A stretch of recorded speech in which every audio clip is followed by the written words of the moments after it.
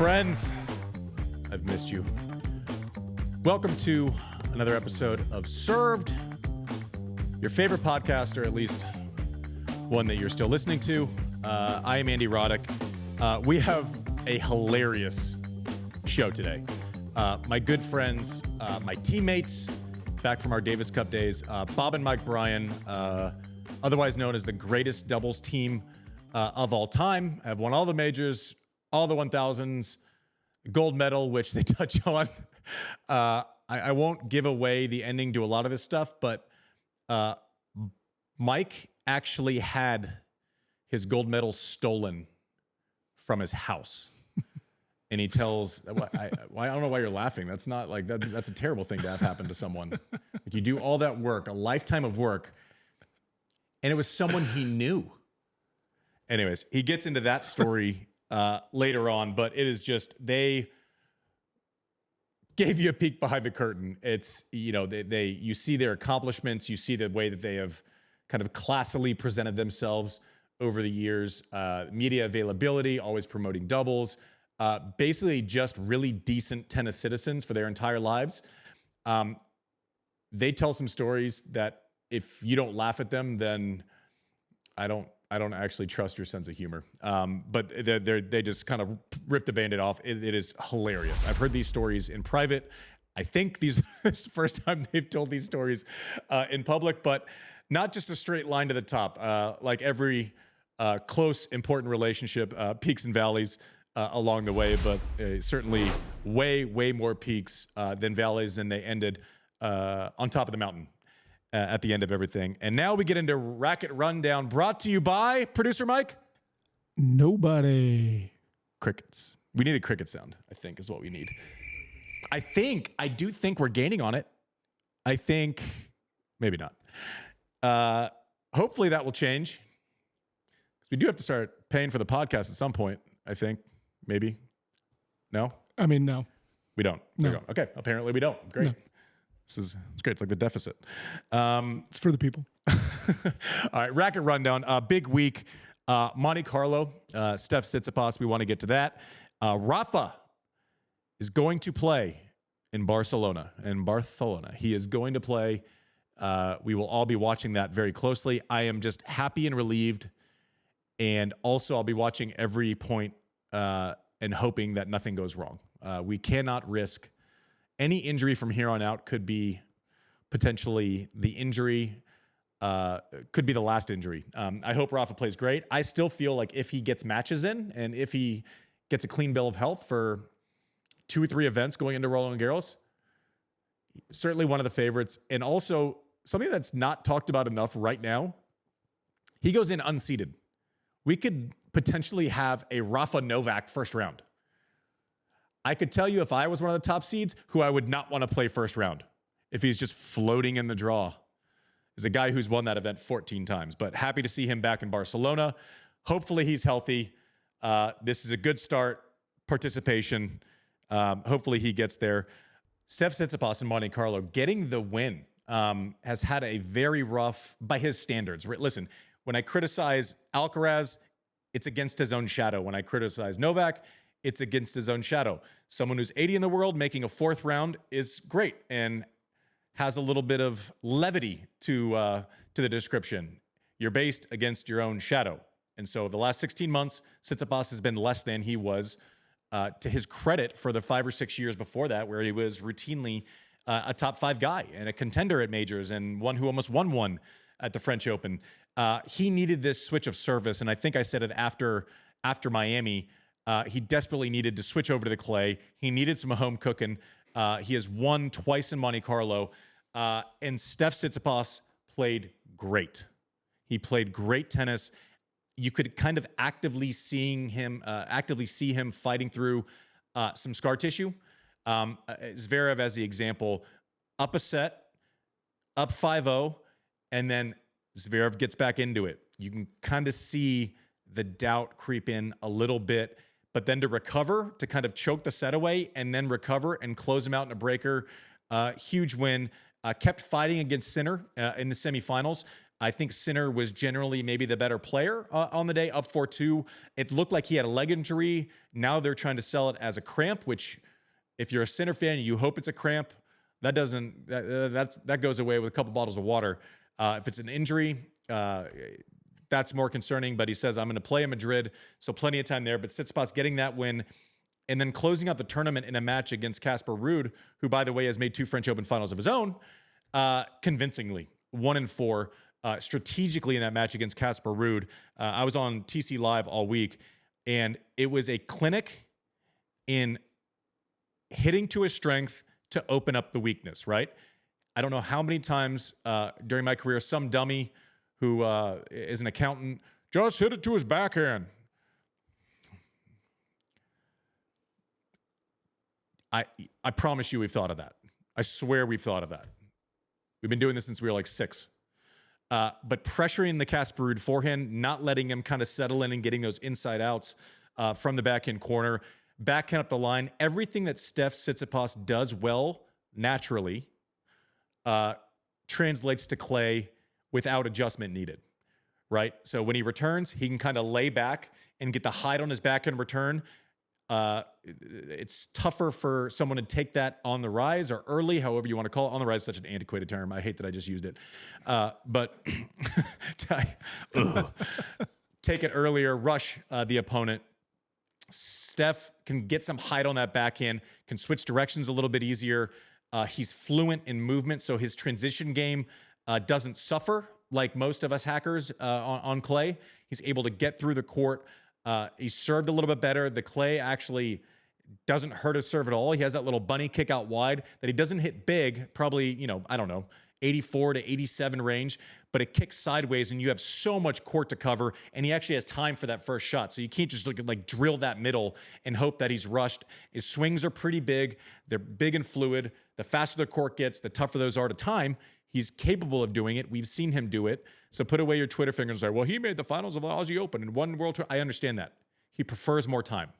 He prefers more time. And when he has more time, he can bully you around the court and get the ball up.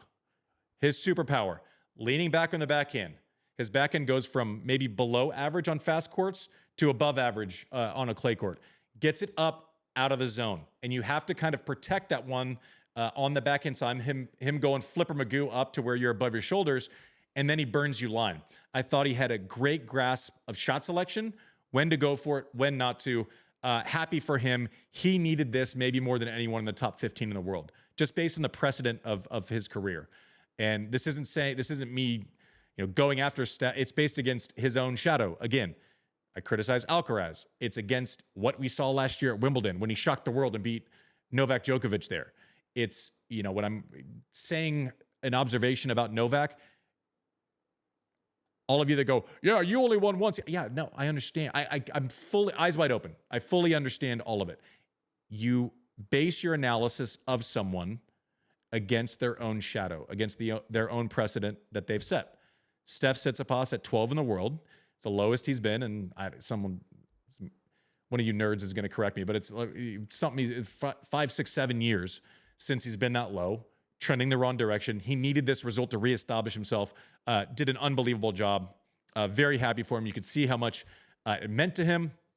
Going through some big names in Monte Carlo. This wasn't an accidental win where everyone kind of got beat out of the draw. He beat some serious clay court players. Beat the hottest player on tour, Sinner. There was an umpire situation, which is a whole nother can of worms, which is just like the inconsistencies in umpiring is just so dumb. And I'll actually talk about that in the close today because that's been like a thing. How we don't have replay. It's like, well, it'll be there next year. I'm like, well, I wasn't there this year. Like, that's like rewinding a cassette by hand. So you're just going to talk about it now? No, I'm going to get in. It's fair feedback. Anyways, Steph Tsitsipas, props, way to go. Casper Ruud reestablished himself, making a final there. Still has not won an ATP tournament. I said that like James Blake, like I was from Connecticut, a tournament. Above a 250 level, he will. He's a great player. You can't say he hasn't won. He doesn't play well in the big tournaments. He's made 3 slam finals, which he's almost more consistent in the bigger events than he is in the smaller ones, not counting 250s where the draws are a little bit limited. But I thought he played great. I think it was a good week for Novak. Got his paces in. You know, you have to be a certain kind of player for people to criticize a semifinal showing in the first clay court tournament of the year when you've only played 2 other events and you beat a top 10 player along the way. No other player on earth would get criticism for that. So we're going to leave that there. It was a little strange. He was like laboring. His breath looked like it was short early, especially against Demon Hour. It was interesting. You feel like he's still trying to find his match fitness, which is normal. It's normal. It's not a criticism. I'm so like scared of Nole's Twitter people. I say something like he was breathing heavily, and even though he was breathing heavily, they'll be like, "Oh no, you." I'm like, "Oh, okay, cool. No worries. You breathe heavily too." I'm like, "Yeah." But, Do you think they'll still be like that when they get charged to reply? I don't Twitter? know. I just eat from them all the time. I'm like effusive going through how brilliant he is. I think I was the first to say that he was the greatest before it was generally accepted. But you can't win them all, Mike. It's not what we're trying to do here. I thought it was a good week for him. Uncharacteristic at the end, but if you haven't played a lot of matches, it's ridiculous to think that you're going to play matches at the peak of your abilities. He needs to play more tennis going to Roland Garros. He knows that. He knows better than anyone how to manage this part of the year. He's kind of slowly ramped up the clay court season to get to a Roland Garros title a couple of times, including last year. So not worried about him. Holger Rune played pretty well this week. I love the drama. Medvedev yelled at people, which is always welcome, especially in... Save it for the end. Save the line calling for the end, Mike. Save it for the end.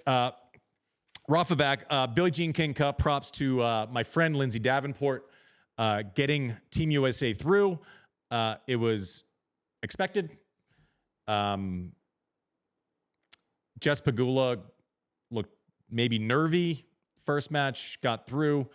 Emma Navarro apparently had like an arm injury and didn't even mention it to Lindsay until she was like a set in. Like, she's tough, man. Like, she is gritty. She is tough. She is the kind of person that you want to be on a team with. I got in trouble for saying, Lindsay was mad at me. I got in trouble for saying, she was mad at me. I got in trouble for saying, I said this crazy thing. I said 2 crazy things this week, Mike, that I got in trouble for. You ready for them? Ready. That Emma Navarro is a better tennis player than she is a rapper. How dare you? I know. And I'm sorry. I apologize live on air in the opening segment of TC Live because the last thing I want to do is piss off Mama Bear Lindsay, who I love and who is mad at me, but she's not mad at me anymore. I think it had something to do with them winning. Cures all. Sorry? Cures all. Yeah. But I thought Lindsay did a phenomenal job because she had 2 players on day 1 who may have been a little nervous. Maybe the matches were a little bit tighter than they would have expected. It's a math contest. It's not an art show. Put 2 wins on the board. C'est la vie. USA going to the finals. Congrats on Lindsay. Texted with her yesterday. She said she has 5 weeks off now. So hopefully I want to get her on the pod because I'm so curious. Normally we hear from captains after they're done with their captaincy. I would love to hear the adjustments before and how different it is, coaching players to do something that you've done before. But if she has to deliver information differently to the different players, it's not like she's a coach that's with them all the time. In these situations. So hopefully she'll come on and she can also explain why she was mad at me. But I thought, great job, Team USA. You know who else did a great job at BJK Cup, who I think it could have relevancy for the rest of her season, is Emma Raducanu. Came back, skipped Miami, first time on clay in a while, beat Pari and Garcia from France in like big matches that are pressure packed. Like, playing for your country is a nervy, gross, you feel like you want to vomit before you go on the court type experience. I thought she did great. Won a tight match, 7-6 in the third against Pari. That's a big win for her. She's lost a lot of tight 3-setters. To get 2 matches, it's a handful of times she's won 2 matches in a row on a surface that she hasn't played much on at all. Like, we forget that she was kind of like a part-time tennis player when she won the US Open. I think that is a big, big deal for her. Props to Ben Shelton, number 1 American. We have 14, 15, 16 in the rankings now. Now what we need is, and I never want to be the guy that walked uphill to both ways to school. We have the potential for these guys to be top 10. So we're talking about 4, 5, 6 in the world. I think that's a more interesting conversation. But on the heels of Ben winning in Houston, Taylor Fritz having semifinals from last year in Monte Carlo fall off. Ben is the new U.S. #1, well-deserved. Youngest since one Andy Roddick. Oh yeah, those stats are so antiquated and boring. If I'm being honest, weird thing is like I put it in a different way. January of last year, so not too long ago, 15, 16 months ago, had never left the country. Ben? Yeah, Wow. When he went to Australia last year, he had never left the country before. That's awesome. This is someone who developed late, went to college, is still very young, but it's not as if he was playing challengers when he was 17. Had never left the country 15 months ago. Your new American male, #1. We coming up on the show. We're going to get to John Wertheim with his headlines, news, and notes. I'm going to get informed on what's actually going on, and then you have to stick with us. It's a crime if you don't listen to Bob and Mike telling each other about the crimes that they committed against each other. Yeah, your face will hurt. All of our faces hurt afterwards. It's brilliant. We'll be right back. Hey all, Andy here. Thank you for watching on YouTube. Here is an excerpt from my interview with Bob and Mike Bryan. So the way that it works, T2 airs it on a Sunday. We don't have it on YouTube for a week. So if you want to watch the full YouTube interview, it'll be there the Sunday after it aired on T2. Otherwise, you can always listen to everything in full. We release every Tuesday, full audio pod, wherever you get your podcasts. We appreciate you watching. Thank you. Davis Cup journey came full circle in Portland. I still feel like that's the highlight of our career. Winning the Davis Cup at the Rose Garden in front of a packed crowd. We played the Russians. It was like a Rocky movie. And I remember you got it done and James got it done on the first day. So Bob and I had the opportunity to clinch for the country. And when I was serving out the match, I looked over, I saw how emotional you were on the sideline. You were already crying. And, getting it done, kind of the elation, we piled up on the court, took it out late to the clubs, I think we had like a 4 a.m. morning. Oof. I remember you tapped me on the shoulder at like 4 a.m. I think you were drenched in sweat. You'd been dancing all night. And you said, hey, guess what? You're playing the Dead Rubber tomorrow. There's live on the tennis channel. You're playing. And then I walk over. I see Bob in the corner. I tap him. I'm like, guess what? You're playing the Dead Rubber.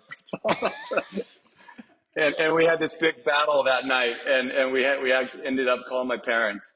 And then they voted. They're like, okay, he's usually been the singles horse. Bob's got to do it. And then I think I pulled an all-nighter with you. Bob had to get some sleep and played Andreev the next day. So that went from the best night of my life to the worst night of my life. You guys threw me to the wolves the next day. You might have had a few too many to drink. I don't think you could have passed the breathalyzer test. Oh no! On Sunday to play that match. I mean, we had that Davis Cup. I remember we were filling it with booze. I'm sure I don't know what you mean. I don't understand. The beer Olympics. The beer Olympics was good. Remember, too. you had the beer Olympics in Austin. I remember that. We got the invite. I remember all of my bad decisions. I'm not proud of this moment. I feel badly talking to you now, Bob, especially because you came on this podcast so nicely. So the Davis Cup, I remember I was the nerviest I was I think I was confident that I could beat Torsnov. I think that the popcorn match of that weekend was probably James against Yuzny first up. Yuzny was a really good fast court player. We basically built the fast court for you guys. I think you guys liked slower courts more than we did, but specifically in that matchup, I think who they throw in, like, that was a great court for you all in that final. But when James beat Yuzny, I was really happy because obviously you guys, I was very confident. More like you guys were always like super nervous, and I was always super not nervous when you guys were going in. And I guess that's the nature of sports. But I think it was fitting We've talked about how I kind of came up short a lot in those Davis Cup ties when we were trying to get to the finish line. But I think it was fitting that you all had it on your rackets to close it out and to close out the shared goal. You were the dominant force for that we team. didn't have many times to clinch. I think you were 14-0 in clinching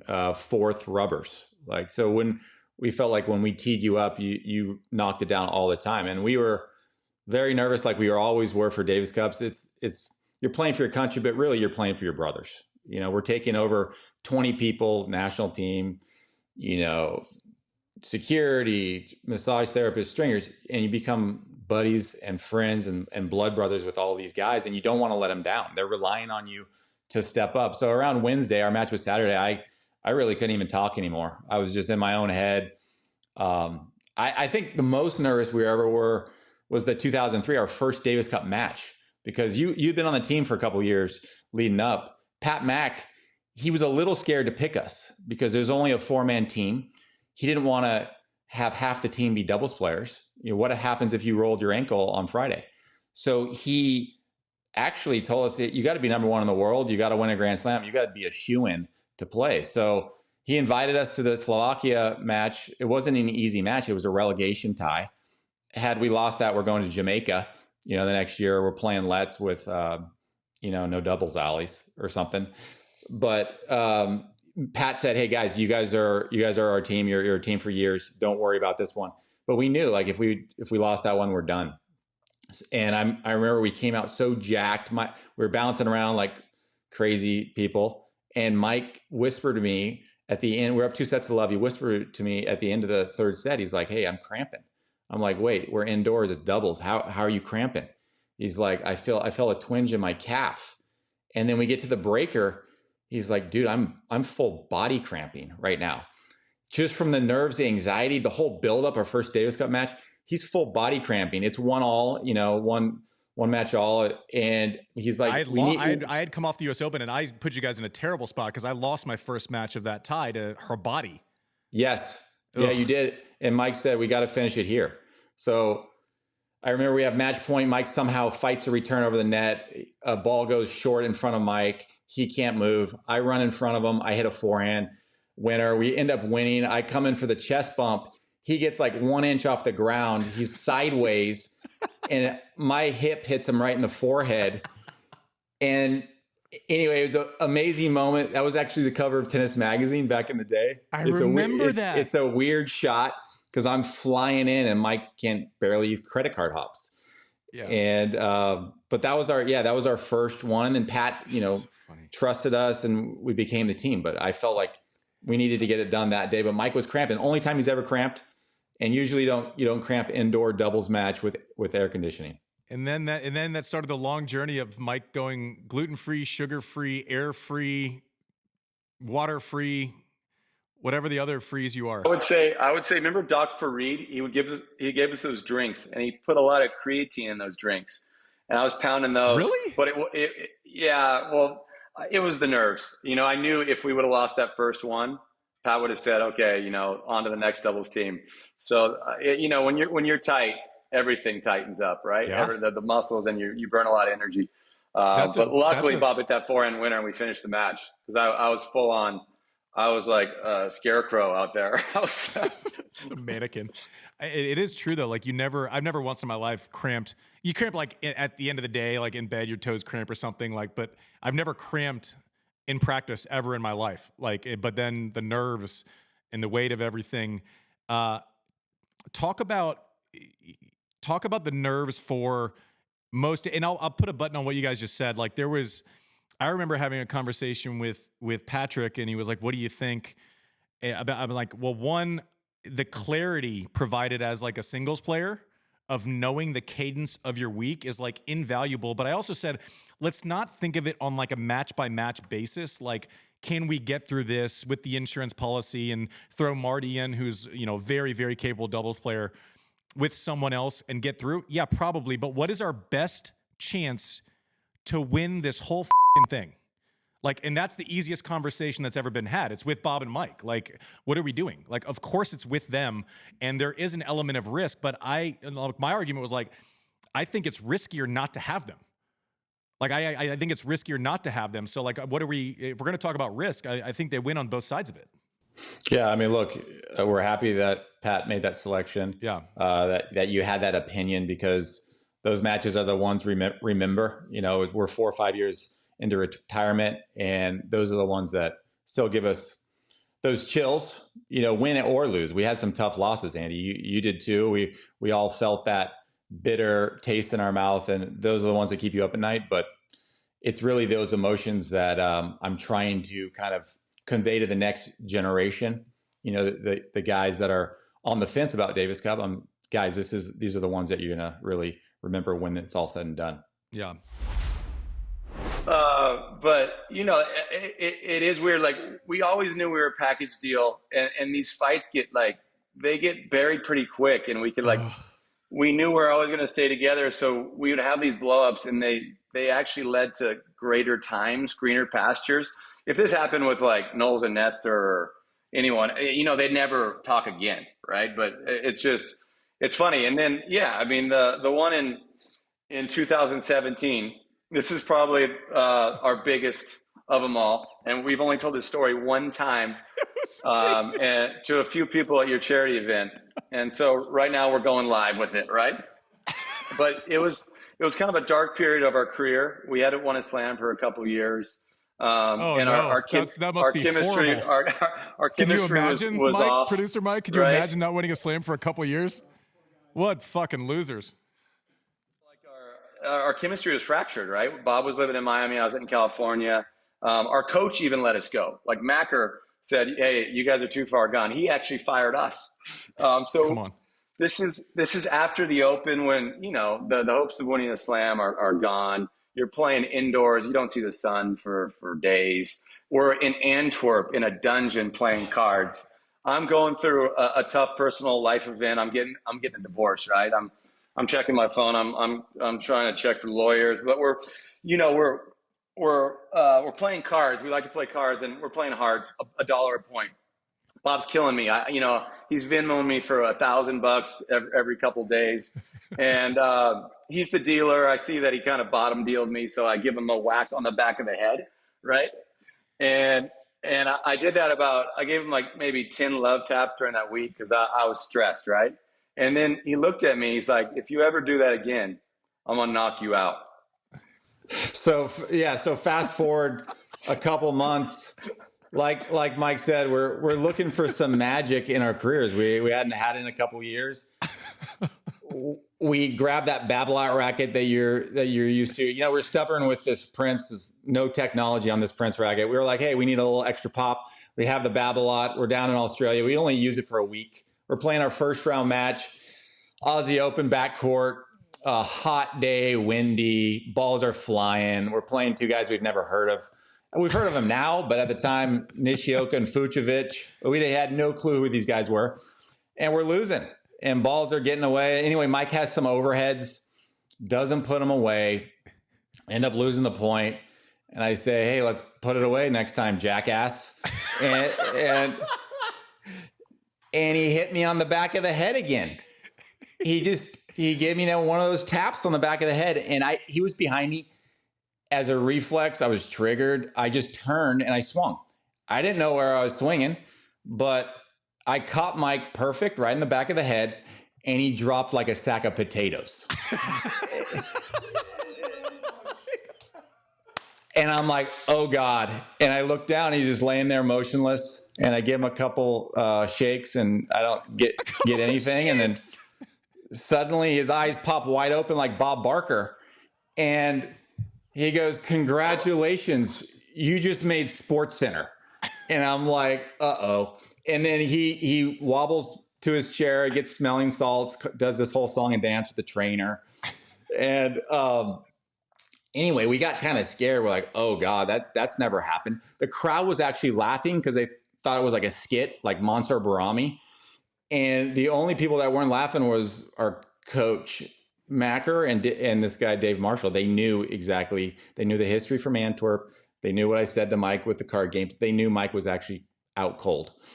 And just like we did, we locked in, we won the match in 3 sets.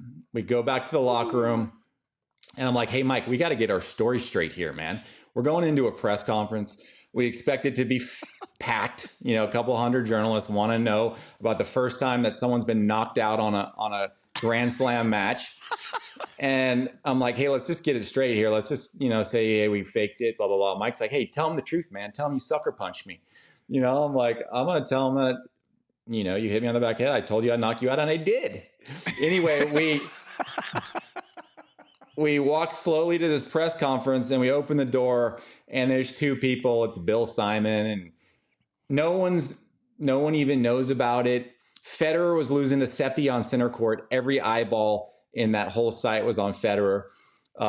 It went unnoticed. I guess the TV didn't really pick it up. Nadia, Mike's current wife, was actually watching her first tennis match at the time. And she was watching it from New York, and she texted my wife, Michelle, back in Florida and said, what just happened there? And Michelle's like, don't worry about it. I get it. Don't worry. I see this every day. So anyway, the only guy that actually had footage of this is this guy, Dusan Vimic, one of our buddies. Yeah. And he put it to like a boomerang techno beat and had Mike going down, popping back up like a little puppet. But anyway, like Wimbledon in 2006, it kind of released this tension. And at 40 years old, we kind of went on a little bit of a resurgence. Finals Indian Wells, won Miami, won Monte Carlo, finals of Madrid before I blew my hip out, and we went back to number 1 in the world. But it all started with Mike dropping like a sack of potatoes. Oh my God, these stories are so. A little bit of a cheap shot. Yeah, I remember trying to read the menu that night at dinner, and the words were a little fuzzy. I told the waitress to turn on the lights. Yeah, he had a concussion. This is we're actually, I'm glad you guys are here, because I'm announcing that we're actually, the podcast is over, Mike. This is it. Those stories are peak, and we're not having anyone on ever again. We don't condone violence. Like these are some low moments, but like we're as close as we've ever been. Like we didn't hold any grudges, but we never fractured. Like we didn't go back to the locker room and, hey, Bob knocked me out. We didn't go talk about this to other players. You see that sometimes in losses and tough matches, the players split up. They go to opposite sides of the locker room and they start talking behind each other's back. We never did that. We always sat right next to each other. We took our lumps and literally, literally. But like we played thousands of matches together. It's going to get ugly sometimes. All right. So I love Bob and Mike Bryan. Mike, so I kind of knew what was coming. This is why I texted Bob and I said, I want you on, but I want you on if you're willing to just let a rip, Tater Chip. What did you think of those stories, having heard them for the first time? It might be the first time I've heard them sober.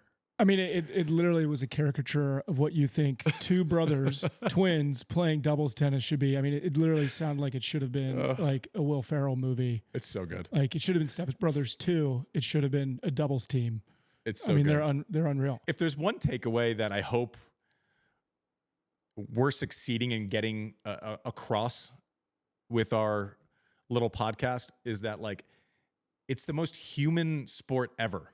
Like you can fight, you can be insecure, you can be nervous, you can't pass the ball on a certain day, but like you see these superheroes of our sport, like Bob and Mike Bryan, and it's like they're like 2 9-year-olds bullying each other in the backyard because someone stole someone else's baseball. Like it's just this like brilliant kind of connectivity between us all being dumb idiots and also peak performance. Like it's just I'm so thankful for them coming on, sharing, and I hope Davis Cup is everything that they want it to be. They've certainly earned the right to be involved and in charge of that team.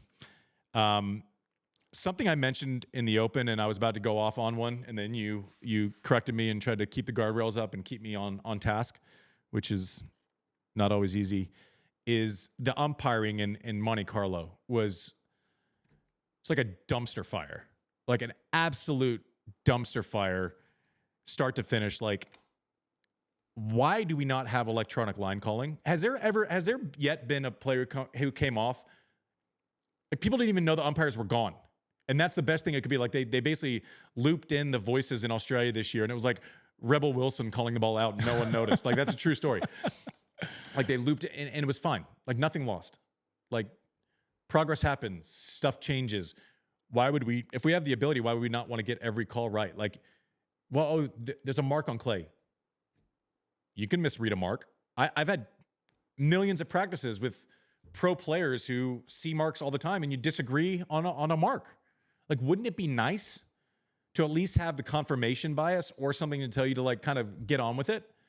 Medvedev, as always, and I just, there's just a difference with Medvedev. Everyone's like, oh, he did 2 days in a row. He's just going off the umpire. Yeah, he was right both days, by the way. Yeah, he was right. Both days. And there is it's not all the same. If you're wrong and throwing a fit, like I love Rublev too, but he was wrong in Dubai. He went nuts, which I didn't, I don't know. It probably was an overextension, but he left himself exposed to a judgment of an umpire, but he was wrong. He was wrong about the actual call that he melted down about. Medvedev is kind of like right most of the time. Like, when he melts down, he's kind of right. And that should matter a little bit. It should matter. Like, if you imagine you being at work, being right about something, and then also getting doc pay, or also getting, being right, but also, like, you have to suffer the consequences if you're wrong. Like, you wouldn't go quietly. I mean, the best part about all of it is when he said, "Why is that guy even wearing glasses?" I don't know. I hope I wonder sometimes, like, do they make prescription windshields? Like, because otherwise it's not safe to drive. I'm just telling you. His blow-ups are actually particularly funny. And if you don't like them, that's fine. You can just turn it off the next time. You won't. No. You won't. Holger Rune had kind of like a tale of two. He went off on an umpire one day and was wrong about the call. And then the next day, he literally did like shadow puppets. Like, if you were to imitate a duck quack with your hand, for those only listening on audio, like your thumb goes into your other four fingers in rapid succession, he did that to the crowd. That. Yeah, like keep chatting. Like, he was taunting. Nothing. And he got a warning. Hubie Hurkacz got a warning. The next person to be mad at Hubie Hurkacz will be the first. He got a warning, and the umpire's explanation was, oh, I felt like that was spillover from last point. No. There's no build up to a warning. It's either a warning or it's not. And he, like, it wasn't even it was crazy. And then the thing that's gotten me in trouble and taken up all my entire day today is then, like, I don't mind people freaking out. Like, I broke all types of stuff. I did all types of terrible behavioral things that I was later embarrassed about, but I also got warnings for pretty much all of them, right? And I'd walk off, and I can probably think of 5 times in my entire career of which I got warnings all the time, of where I was like, I shouldn't have gotten one there. 99% of the time, I deserved a warning that came my way. And so I simply said on TC Live the other night, like, listen, if Corona, holy 2020, sorry. If Rune gets a warning for basically making like animal puppets with his hands, someone looking at the crowd repeatedly, clearly saying, shut the up. Who did that? It doesn't matter who did it. I'll tell you who did it, but it doesn't matter because my opinion would be the same. Like, I don't care if you do it. I'm more entertained if you do it. Like, I'm more entertained if someone's booing or if the crowd's into it. Like, I like it. It's human emotion. We're not robots. Some of us act like robots, but you're not on the inside. You're just not. And so I simply said that this was the other controversial statement I made, besides the crazy one that Emma Navarro is a better tennis player than rapper. I mean, I still can't get over that one. It's crazy. I know I shouldn't have said it. Shouldn't have done it. Damn it. The other crazy thing I said is that, listen, if Rona, why do I keep saying Rona? I don't know. Gosh, if Runa gets in trouble for making balloon animals with his hands, then it gets a warning. Then if someone looks at the crowd and in 2 different languages in the same sentence says, shut the up, I feel like that should warrant a warning. Who did that? The greatest tennis player of all time. Who? Stop. Greatest male tennis player of all time. Don't. And so I'm literally I don't know what to tell a fan base if I said he should get a warning because he told the crowd loudly, clearly to shut the up. And they're like, I don't care if he cusses. I'm like, that's fine. But like, that's also the rule. Like, precedent's been set for 50 years. Like, because you don't like the rule, he shouldn't have been like, I don't understand. It's just, it's illogical. It's nuts. It's the fact that was the thing that got it going this week. Oh God, it's so annoying. Anyways, Novak is unbelievable. But I'm trying to like cover it because I'm scared of them. He's still going. Yeah, I'm scared of. I was scared of Lindsay for about 48 hours this week. I love Lindsay. I was a little scared of her. I'm kind of always scared. I just don't know if I say he should have gotten a warning for saying shut the up because Runa got one for doing balloon animals. That's not weird to me. Is that weird? It's up there with saying that people can't rap. I didn't say she couldn't rap. I said she's a better tennis player than a rapper. I wouldn't dare say she couldn't rap. Oh my God, that would be because the point of making rookies do embarrassing stuff is not so that they'll be embarrassed. I mean, now we have to go into this. Let's just wrap the show. All right. Let's wrap the show. Thanks for listening. This has been Served.